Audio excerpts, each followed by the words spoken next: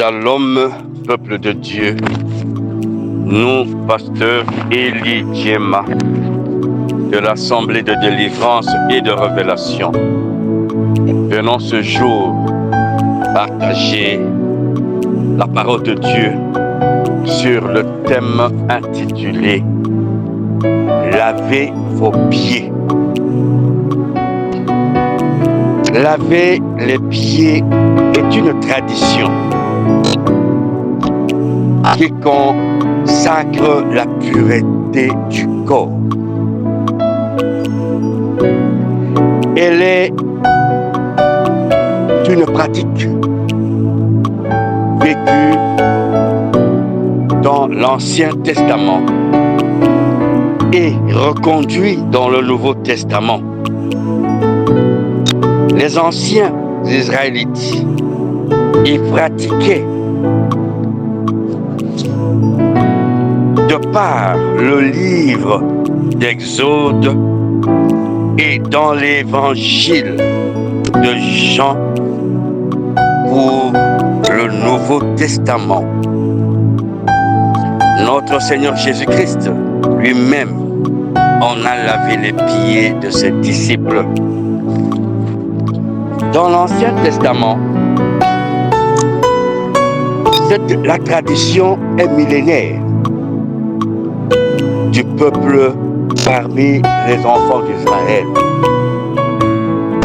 Et ça, nous allons lire dans Exode chapitre 30, verset 21.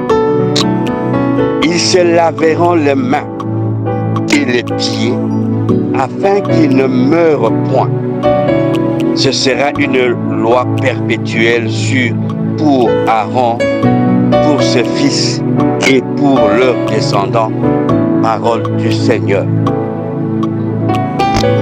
Avant d'entrer dans la tente d'assignation, Aaron et ses fils étaient obligés de se laver les mains et les pieds pour faire le service sacerdotal.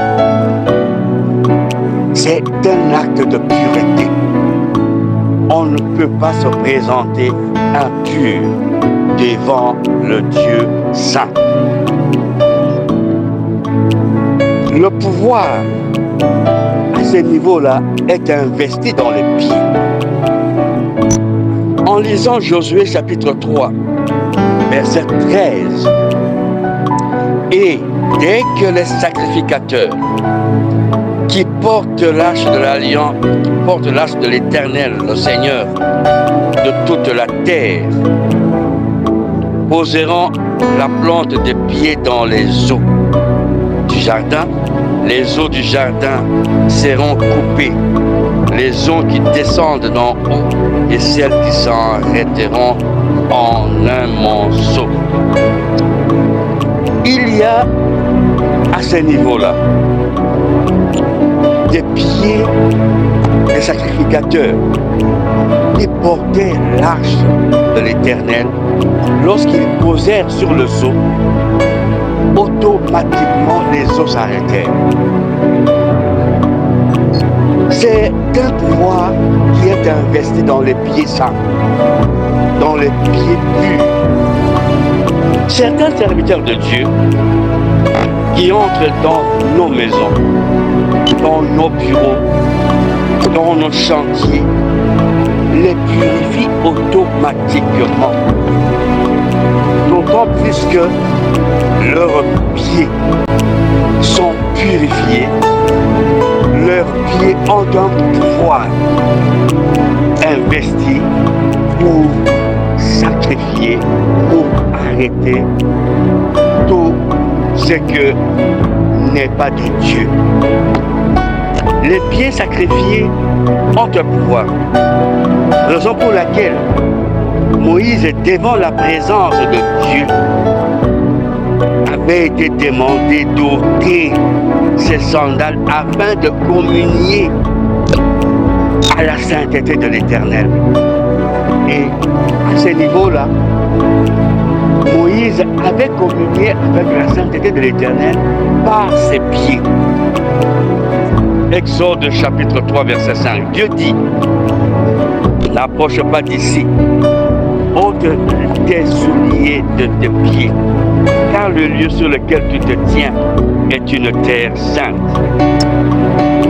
Il y a des pieds qui ont des missions. Et il y a aussi des pieds qui n'ont pas de mission. Lorsque nous voyons le cas de Méphibosheth, fils de Jonathan, perclus de pieds, nous nous disons que le pied de Méphibosheth était des pieds sans mission.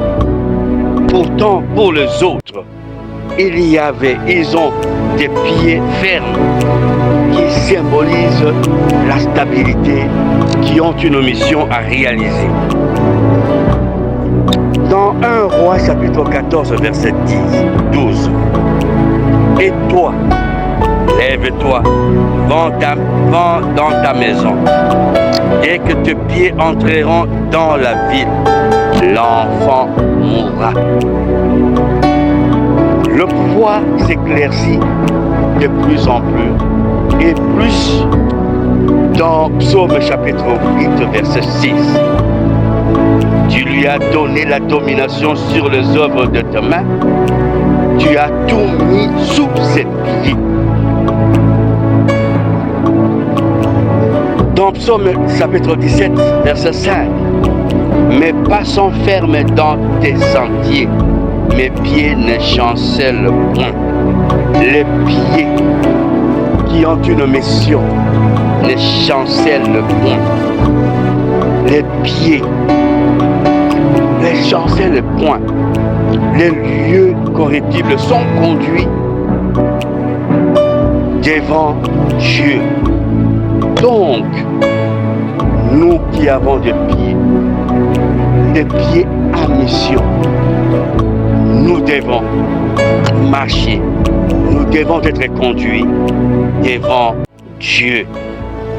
Car, dit Psaume, chapitre 56, verset 14, tu as délivré mon âme de la mort, tu as garanti mes pieds de la chute, afin que je marche devant Dieu à la lumière des vivants.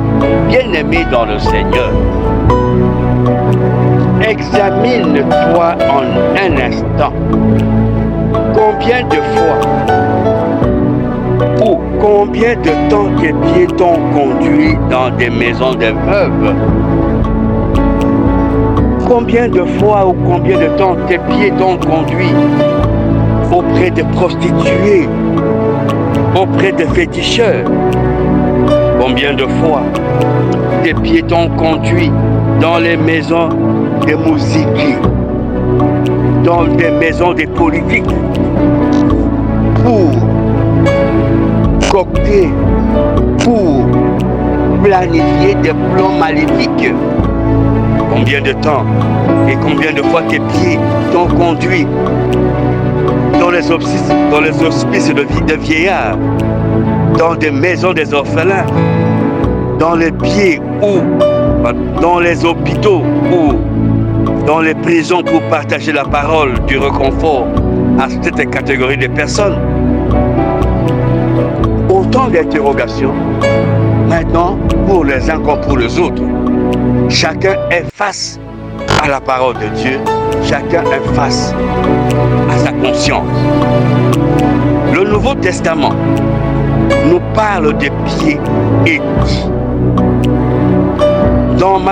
dans l'évangile de Matthieu chapitre 7 verset 6, ne donnez pas des choses saintes aux chiens et ne jetez pas vos perles devant les pourceaux, de peur qu'ils ne les foulent aux pieds et ne les retournent et ne vous déchirent.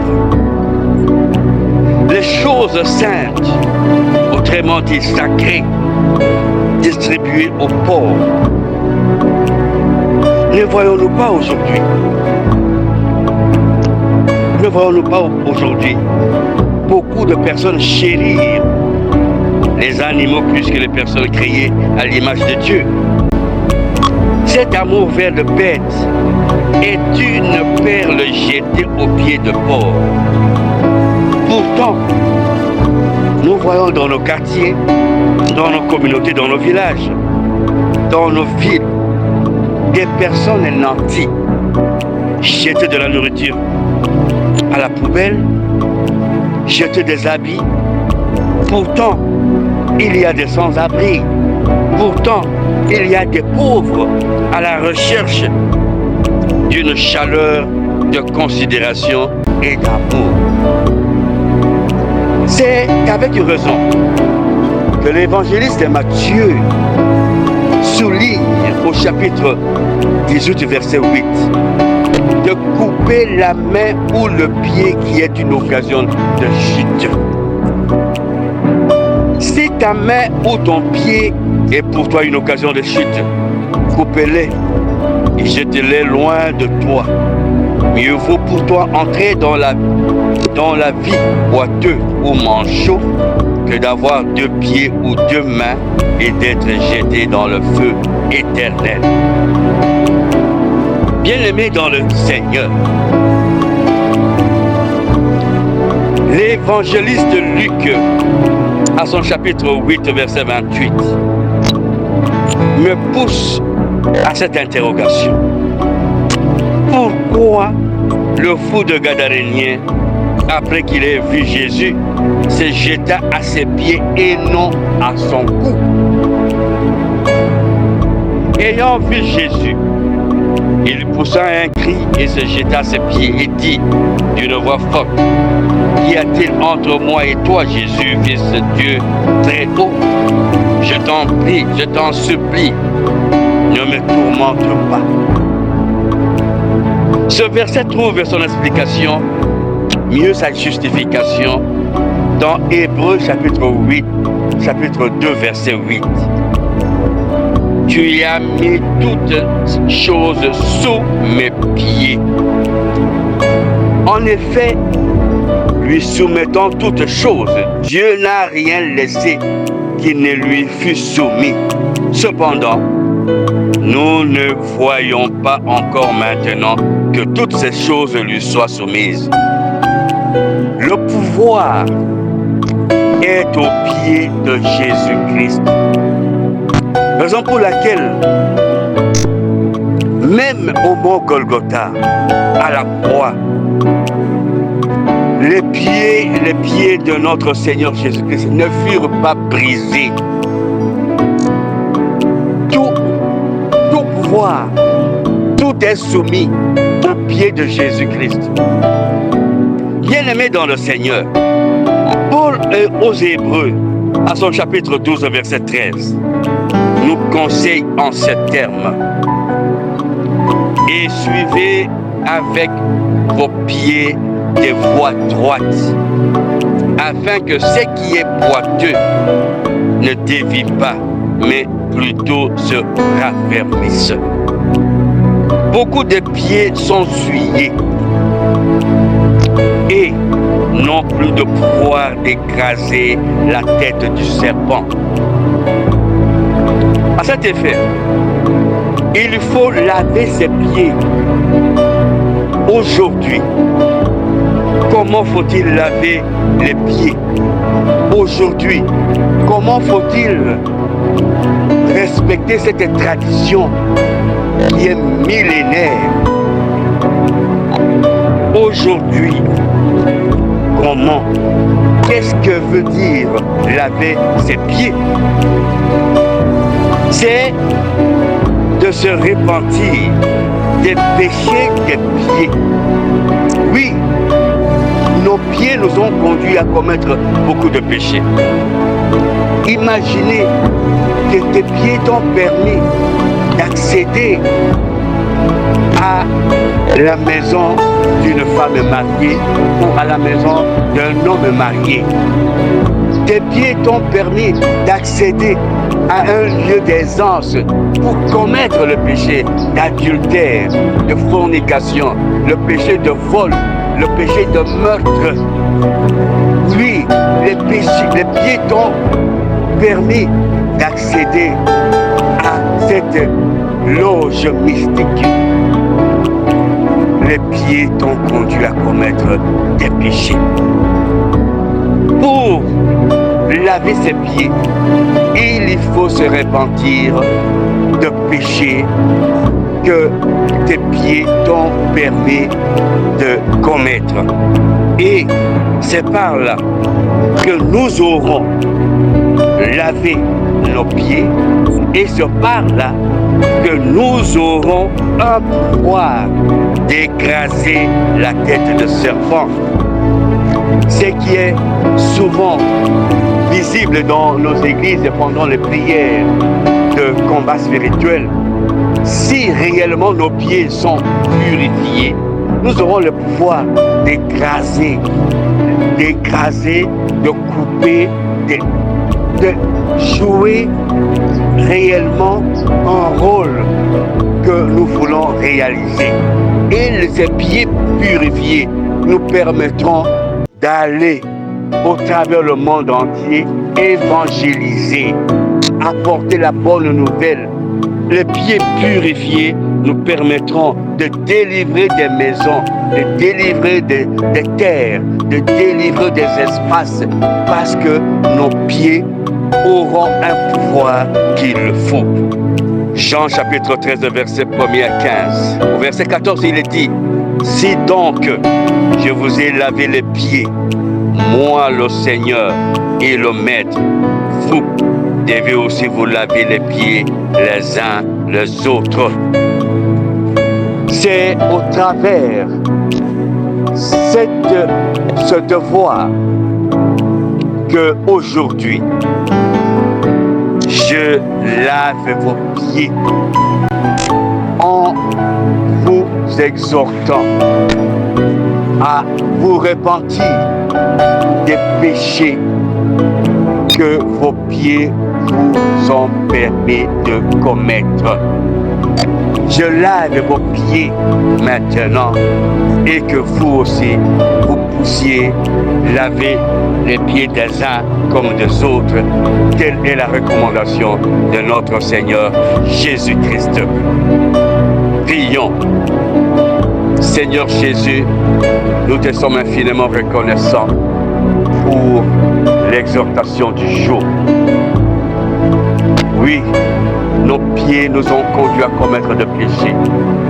Ce jour, tu nous as lavé les pieds et tu nous demandes que nous puissions laver les pieds des uns et des autres.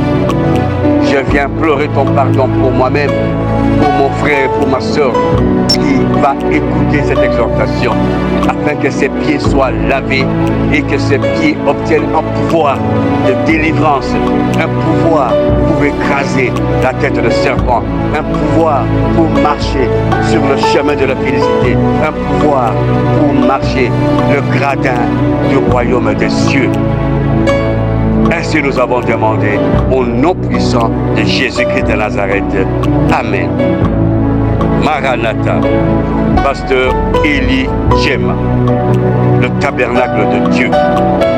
Pour tout contact éventuel, plus 243 89 18 78 834, ou vous pouvez nous joindre dans notre chaîne YouTube en écrivant simplement Assemblée de délivrance et de révélation.